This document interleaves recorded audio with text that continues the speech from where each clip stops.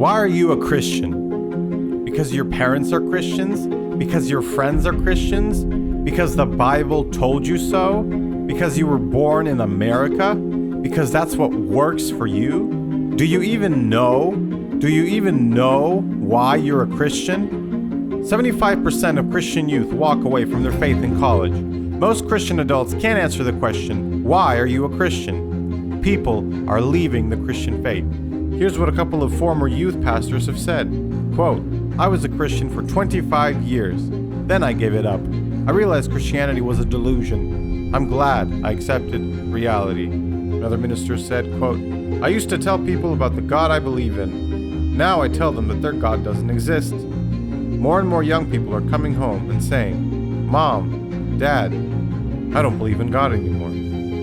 Why? Because they don't have a foundation for their faith.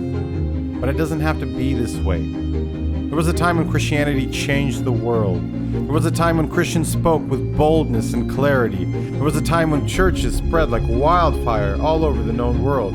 These were the first Christians, but why? Why were the first Christians Christians? What was their foundation for their faith? What answer did they give?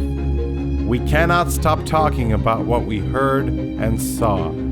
Wait, heard and saw what? What did they hear and see? What did these people hear and see that changed the course of world history? That toppled a Jewish temple, that nearly overthrew an empire, that completely altered the entire known world of that day. The risen Jesus. They heard and saw Jesus alive after his crucifixion. The resurrection of Jesus was the foundation of their faith. On that foundation, they stood against brutal persecution and died for their beliefs. But what about today? That was then, but what about now? Do we have any good reasons to believe that Jesus rose from the dead? Is there any good evidence for the resurrection of Christ? Can we base our faith on the testimony of those first believers? Can we trust what they wrote in the New Testament? Do we even know who wrote the New Testament? How do we know that the documents were faithfully copied generation to generation? Didn't the church deliberately alter them to fit its own ideology? Didn't Christian beliefs originate in ancient pagan religions?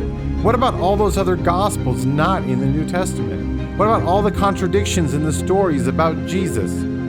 These questions and more will be answered at the Jesus on Trial Apologetics Conference, a virtual event focused on the resurrection of Jesus and the reliability of the New Testament.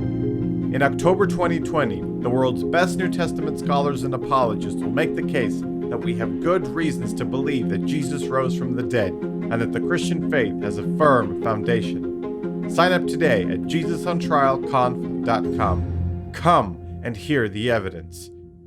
Register now at JesusOnTrialConf.com.